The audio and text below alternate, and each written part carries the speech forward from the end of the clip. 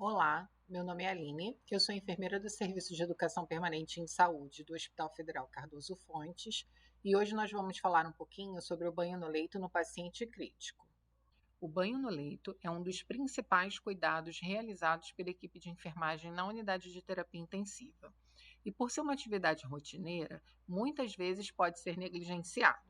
Apesar de sabermos que o banho no leito é essencial para reduzir a carga microbiana na pele, proporcionar conforto, permitir a realização do exame físico completo e eficiente, ele também pode implicar riscos, eventos adversos e agravamento do quadro dos pacientes. Nessa aula, nós vamos abordar 3 pontos: risco de quedas, alterações clínicas hemodinâmicas e retirada não planejada ou desposicionamento de dispositivos invasivos. O banho no leito é um cuidado de enfermagem que requer capacitação dos profissionais, planejamento adequado da equipe e reconhecimento de potencial instabilidade do paciente. E quando a gente fala sobre o banho no leito no paciente crítico, quais são os fatores que podem contribuir para o risco de queda? Agitação decorrente de hipóxia, incidência de dor, confusão mental, alteração da perfusão cerebral, instabilidade hemodinâmica, sedação e analgesia inapropriados. A equipe de enfermagem ela precisa estar preparada para garantir a mobilização do paciente de forma segura, sendo ideal no mínimo 2 profissionais. Isso vai permitir a divisão do peso corporal do paciente, a divisão das atividades e a realização de mobilizações planejadas. E o que a gente pode considerar como situações inseguras para o risco de queda do paciente durante o banho no leito? Deixar o paciente sozinho para o profissional buscar algum material que está faltando para a realização do banho no leito, não travar as rodas do leito e esquecer de levar as grades, tá? Então a gente precisa ter muita atenção com relação a isso. E sobre o risco de comprometimento clínico? A avaliação criteriosa do paciente, ela precisa ser realizada pela equipe de enfermagem e, sobretudo, pelo enfermeiro. Isso para a gente avaliar possibilidades de alterações clínicas. Alguns estudos apontam a possibilidade de ocorrer alterações hemodinâmicas durante e até 1 hora após o banho no leito. Então, o que a gente precisa se atentar? Ao aumento do consumo de oxigênio, que vai ser demonstrada pelo aumento da frequência cardíaca e diminuição da saturação de oxigênio. E aqui a gente não pode deixar de falar sobre a monitorização do paciente durante o banho, já que o banho no leito ele pode acarretar alterações oximodinâmicas. A avaliação dos parâmetros no monitor é fundamental. A alteração da temperatura corporal, e aqui a gente faz um paralelo entre ambiente e água.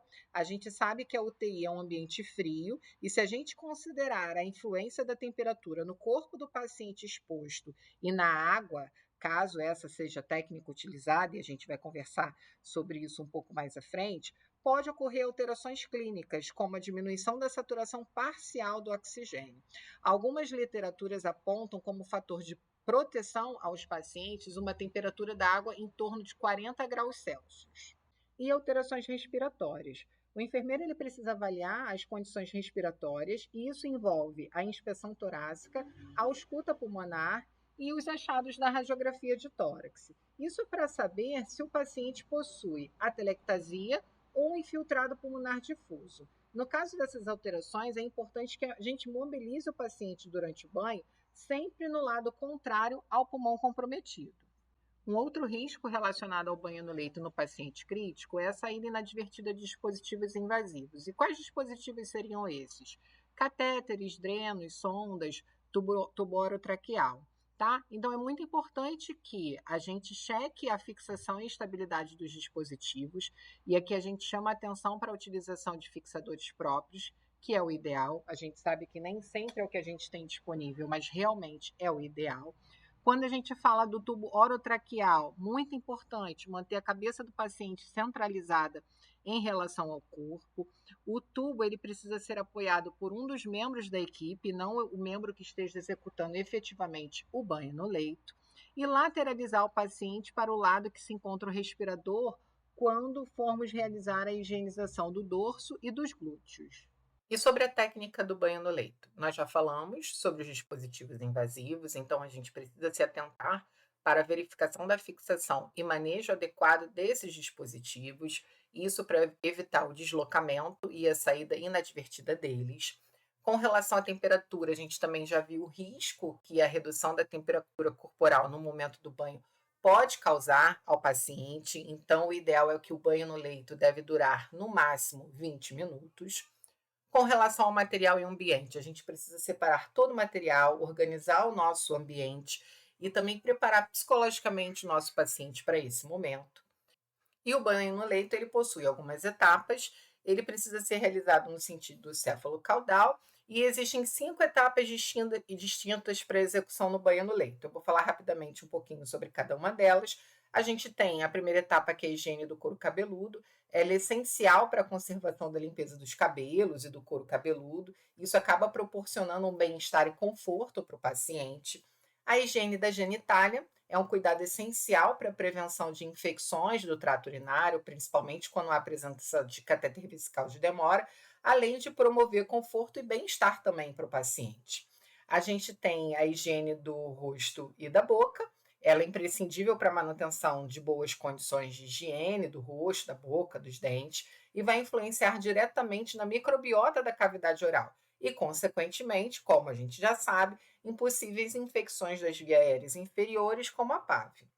A gente tem a higiene das mãos, que ela é mais utilizada em pacientes com autonomia na alimentação e mobilidade dos membros superiores. E a gente tem a higiene do corpo, que é indicada uma vez ao dia, principalmente nos pacientes críticos, em razão da necessidade de mobilização intensa para a higiene adequada do dorso e troca de roupa de cama. A maior parte dos pacientes internados em uma UTI, eles apresentam déficit no autocuidado para o banho e higiene íntima. Então, são pacientes que eles dependem do banho no leito. E o banho no leito, ele pode ser um momento não de conforto para essas pessoas, mas de constrangimento. Isso pela exposição do corpo, né, exposição corporal, pela manipulação do seu corpo por outras pessoas, principalmente quando são profissionais do sexo oposto. E uma coisa que a gente precisa refletir é sobre a automatização do banho no leito. A gente sabe sobre o acúmulo de tarefas da equipe de enfermagem, a necessidade de padronização de rotinas de serviço, a otimização do tempo, a elevada incidência de pacientes com sedação e com redução do nível de consciência. Mas para que a gente oferte um cuidado humano, individualizado, algumas orientações bem simples elas podem ser seguidas. Então, a gente pode chamar o paciente pelo nome, pedir autorização para tocar o corpo do paciente, proporcionar o máximo de privacidade possível, independente do nível de consciência, solicitar a ajuda do paciente sempre que possível, comunicar antecipadamente cada etapa do banho, além dos cuidados necessários, como a mudança de decúbito, retirada de lençóis e fraldas, e, quando possível, ser realizada por profissionais do mesmo sexo. Mesmo com tudo isso, a gente se preocupando com todos esses fatores, a gente sabe que a UTI é um ambiente que passa longe de ser um ambiente confortável, né? É um local que tem muitos ruídos provenientes de equipamentos, de alarmes, uma luz artificial ininterrupta, é um local frio, tem grandes movimentações de pessoas e o paciente na UTI ele é um sujeito passivo. A literatura ainda aponta que a gente pode disponibilizar materiais e equipamentos que possam reproduzir algumas das sensações do banho no chuveiro e garantir a qualidade do procedimento. Toucas contendo enxaguantes para a lavagem dos cabelos e cubas que favoreçam o uso de água em aspersão. Reconhecer também o momento de fragilidade do indivíduo, estabelecendo um relacionamento terapêutico durante a higiene corporal, e isso vai acabar minimizando o impacto do enfrentamento de uma situação constrangedora. Esse slide ele resume para a gente alguns tópicos relacionados ao banho no leito seguro. Então, o banho no leito do paciente crítico ele deve ser realizado por no mínimo 2 profissionais, como nós já falamos. A gente precisa manter o paciente monitorizado e acompanhar os parâmetros fisiológicos, isso por conta do risco de comprometimento clínico. Não devemos dar banho no paciente instável hemodinamicamente. A gente deve manter a cabeceira elevada e só abaixar no momento da higiene íntima e na rotação de decúbito. A gente precisa observar a posição do tubo e a necessidade de trocar a fixação antes do banho. Se o cuff estiver vazio e o paciente em ventilação mecânica, a gente deve preencher o cuff com ar. O item 7 eu deixei destacado porque ele é um pouco polêmico. Interromper ou não a dieta interal antes do banho? A gente sabe que a literatura aponta algumas orientações, mas na nossa prática clínica a gente adota outras, então a gente vai conversar no próximo slide. O item 8, iniciar pela higiene oral, aspiração oral, nasal e do tote ou da tráqueo. Manter o paciente coberto durante o banho, a gente vai só retirar os lençóis apenas nas partes que estiverem sendo higienizadas e atentar para que os dispositivos invasivos não sejam tracionados. E sobre o item 7, interromper ou não a dieta interal antes do banho. A gente sabe que existem protocolos institucionais, protocolos internos, normas, rotinas setoriais, mas eu vou trazer para vocês o que a literatura aponta. Então, a Sociedade Americana de Nutrição Parenteral e Enteral, ela traz como orientação, eu deixei destacado aqui para vocês, que não existe benefício em abaixar a cabeceira por períodos curtos de tempo. Caso a gente vá realizar algum procedimento que exija a cabeceira baixa por um tempo prolongado, aí sim a gente deve interromper a dieta e retornar imediatamente ao final do procedimento. Já a Associação Brasileira de Nutrição Enteral e Parenteral, ela diz no seu guideline de 2021 que a enfermagem ela deve utilizar protocolos que reduzam pausas na infusão da dieta interal ou que permitam compensações quando possível. E qual a conclusão que nós podemos chegar? Não há necessidade de interrupção da dieta no banho e no leito. Isso porque a gente vai manter essa cabeceira elevada durante todo o período do banho no leito, com exceção do momento da higiene íntima, higiene do dorso e mudança de decúbito do paciente. E também, se a gente considerar o volume de entrada da dieta intra-hora, é um volume bem pequeno, de no máximo 60 ml hora. Isso em um paciente com bom esvaziamento gástrico chega a ser um volume insignificante. Tá? É lógico que a gente precisa realizar a avaliação clínica do nosso paciente, a gente precisa observar sinais de intolerância à dieta, principalmente intolerância gástrica, como náuseas, vômito e distensão abdominal. E pacientes com intolerância, eles devem ser manejados com protocolos específicos de gastroparesia. Uma ferramenta muito útil também para a enfermagem é a utilização do ultrassom para acompanhar a tolerância à dieta e verificação do controle gástrico. Algumas unidades hospitalares já possuem protocolos específicos que são manejados por enfermeiros. Eu vou deixar como sugestão para vocês esse artigo que foi publicado na Revista Brasileira de Enfermagem, em 2024, que ele apresenta um checklist para o banho seguro em pacientes críticos. Esse checklist é composto por 41 itens e os autores eles separam em 3 momentos: antes da realização do banho, durante a realização do banho e após a realização do banho.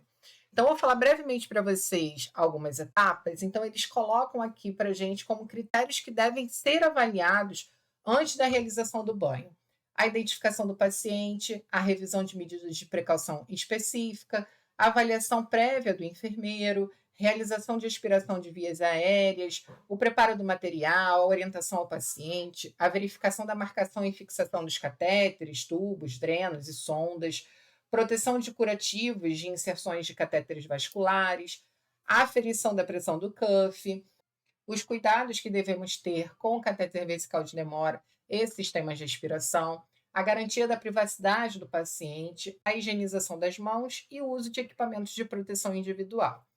Já os critérios que precisam ser avaliados durante a realização do banho no leito: se esse banho ele vai ser seco ou molhado, quais são os materiais que nós vamos utilizar, a realização da limpeza da pele, iniciando da área mais limpa para a área mais contaminada, a fricção vigorosa da pele para a remoção de sujidades e bactérias com a aplicação da força adequada e que não seja capaz de causar danos à pele do paciente, o banho realizado por etapas, a importância de secar o paciente para evitar hipotermia, manter esse paciente coberto para evitar também a exposição, a manutenção da monitorização multiparamétrica durante todo o procedimento, manutenção da fixação de catéteres secos, a manutenção das incisões cirúrgicas secas, a manutenção de curativos, fixadores, tubos e drenos também secos, a manutenção da cabeceira elevada no mínimo 30 graus e a realização de troca de luvas de procedimento quando necessário.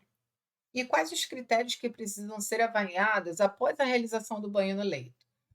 A realização de limpeza concorrente do leito, do colchão e cama com álcool ou desinfetante padronizado pela instituição, assim como a limpeza concorrente da mobília. Se os lençóis estão esticados adequadamente, sem nenhuma dobra, a gente precisa remover a cobertura plástica dos acessos venosos, trocar fixações e curativos, hidratar a pele do paciente, verificar a pressão do cuff, realizar a aspiração de vias aéreas, promover um posicionamento confortável e seguro do paciente no leito. Não podemos esquecer, em hipótese alguma, de levar as grades de proteção do leito e realizar a higienização das mãos. Uma outra coisa que eu gostaria de abordar nessa aula é com relação ao banho seco e o banho molhado. O banho molhado, ele é indicado para os pacientes restritos ao leito, mas que não possuem instabilidade hemodinâmica ou respiratória. E aí nós vamos utilizar água, e a gente precisa se atentar para a temperatura da água, compressas, sabão líquido neutro e bacias. E essas bacias precisam ser individuais, tá? E no banho seco, nós vamos utilizar toalhas descartáveis que são próprias para essa finalidade. Aqui no nosso hospital, a gente usa uma determinada marca. Eu peguei até a orientação do fabricante do insumo que a gente utiliza no momento, e o fabricante ele indica que o banho no leito ele deve ser realizado com 10 toalhas. E aqui a gente tem um esquema para a gente poder identificar as áreas, né? Então, uma toalha para face, pescoço, tórax e abdômen, outra toalha para o braço direito, mão e axila direitas, outra toalha para o braço esquerdo, mão e axila esquerdas, perna e pé direito, perna e pé esquerdo, a sexta toalha para ser utilizada no períneo, a 7 nas costas, as toalhas 8, 9 e 10 nas nádegas, e aqui a gente tem as áreas de utilização. Nós vamos ver a seguir um vídeo desse fabricante. Abra a fita adesiva e retire a primeira toalha. Para o melhor aproveitamento das toalhas e a realização de uma técnica mais segura, sugerimos dobrar as toalhas ao meio, assim usaremos um quadrante em cada região. Iniciamos o banho sempre na sequência céfalo-caudal, com a genital por último, da região mais limpa para a mais contaminada. Toalha 1. Rosto, pescoço, tórax e abdômen. Percebam que ao passar a toalha sobre o curativo transparente, ela não descola e não molha, ficando aderido à pele e fixando o catéter de maneira segura. Toalha 2. Braço, mão e axila. Com um quadrante da toalha, lavamos o braço, sentido unidirecional, favorecendo o retorno venoso. Outro quadrante na mão e o último na região axilar. Esta região, por ser mais contaminada e conter muitas células mortas, precisa ser limpa com muita atenção. Repita o mesmo processo no lado oposto com a toalha número 3. Toalha 4. Perna e pé. Dobre novamente a toalha ao meio. Com um quadrante da toalha, lavamos do tornozelo ao joelho, sentido unidirecional, favorecendo o retorno venoso. O outro quadrante do joelho até a base da coxa. E por último, o pé, que é o mais contaminado, lembrando de lavar bem entre os dedos. Repita o processo no lado oposto com a toalha número 5.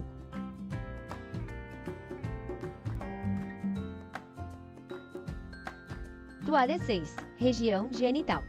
Dobre a toalha ao meio 2 vezes e use cada quadrante em uma região, sempre do mais limpo para o mais contaminado.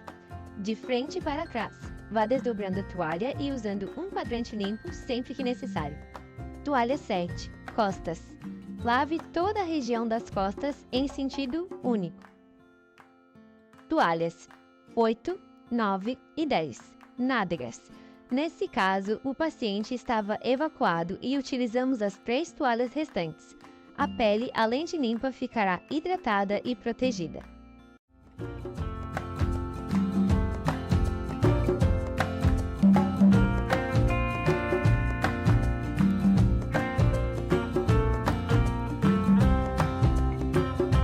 E para finalizar, com o intuito da gente refletir sobre as práticas de enfermagem, sobre o cuidado aos nossos pacientes, eu trago um artigo que foi publicado em 2019 numa revista brasileira, e o título dele é Banho no Leito, Cuidados Omitidos pela Equipe de Enfermagem. Aqui nesse slide nós temos 2 tabelas. A primeira tabela, cuidados realizados por técnicos de enfermagem antes do banho no leito a pacientes internados. Então, vou destacar o que está chamando mais atenção, tá? Apenas 6,6% dos técnicos realizou a desinfecção da mesa de maio, onde provavelmente eles iam dispor os materiais para o banho no leito. 16,7% higienizou as mãos antes do procedimento. Somente 23,3% preparou o ambiente e manteve a privacidade do paciente. E 56,7% comunicou ao paciente a realização do banho no leito. A tabela 2 é intitulada Cuidados realizados por técnicos de enfermagem durante e após o procedimento de banho no leito a pacientes internados também nessa UTI, tá? 46,7% dos técnicos executou o banho no leito sozinho. E a gente está falando de pacientes críticos internados numa unidade de tratamento intensivo. 23,8% executou banho sozinho nos pacientes com ventilação mecânica. Somente 26,6% manteve a cabeceira elevada até ser necessária a mudança de decúbito. Muito grave, né, gente? 46,7% realizou higiene oral. 20% realizou os cuidados com os cabelos. 40% protegeu e manteve protegida as partes do corpo que não estavam sendo manipuladas. 36,7% manipulou corretamente os circuitos do ventilador mecânico. 36,7% hidratou a região ventral. 6,7% hidratou os lábios do paciente. 20% realizou a troca de fixações de sonda e tubos. E somente 13,3% realizou a desinfecção da mesa de maio após o término do banho. A gente precisa assumir que o banho no leito, ele é um cuidado que ele requer capacitação dos profissionais, um planejamento adequado da equipe e uma avaliação minuciosa do nosso paciente. Nós vimos na nossa aula hoje os riscos que podem estar associados ao banho no leito. Uma outra coisa também é a automatização do cuidado. A gente precisa cuidar desse paciente de forma individualizada, respeitando a sua privacidade. O banho no leito, ele envolve a exposição corporal, o toque no corpo do outro, e isso pode causar constrangimento. Então, a gente precisa adotar estratégias que minimizem esse desconforto. Eu espero que o conteúdo tenha sido proveitoso e até a próxima.